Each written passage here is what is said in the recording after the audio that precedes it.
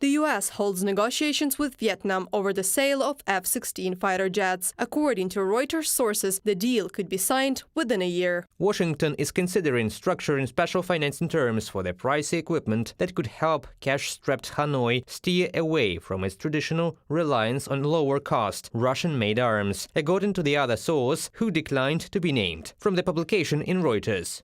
According to a White House administration spokesman, the deal is still under review. The information came after U.S. President Joe Biden's recent visit to Vietnam. As reported by Reuters, the topic of providing arms to Hanoi has become a key topic during Vietnam-U.S. official talks in Hanoi, New York, and Washington over the past months. We have a very productive and promising security relationship with the Vietnamese, and we do see interesting movement from them in some U.S. systems, in particular anything that can help them better monitor their maritime domain, perhaps transport aircraft and some other platforms, said a U.S. official, from a publication in Reuters. One of the reasons Vietnam would consider acquiring U.S. military aircrafts is the tension between Beijing and Hanoi. Earlier, China published a map on which about 90% of the South China Sea is marked as Chinese territory, and this is a claim to the exclusive economic zones of Vietnam, Malaysia, Brunei, Indonesia, and the Philippines.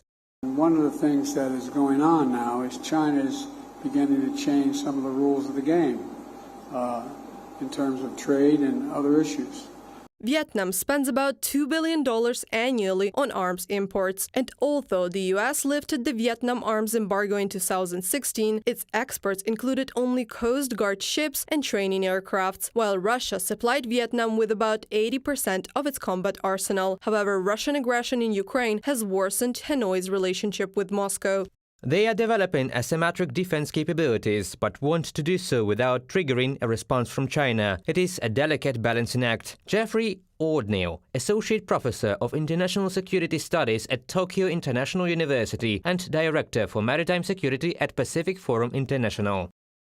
The U.S. and Vietnam have agreed on a comprehensive strategic partnership following U.S. President Joe Biden's visit to Hanoi on September 10th. In Vietnam, it is the highest possible degree of cooperation with a foreign country. Russia and China are also among such countries. Experts say that Washington may cut fundings for military forces in the Middle East and redirect them to the Indo-Pacific region, in particular so that Vietnam, the Philippines, and Taiwan could afford arms to deter China. Reported by Anastasia Tarnawska, Kristina Dąbrowska, UATV News.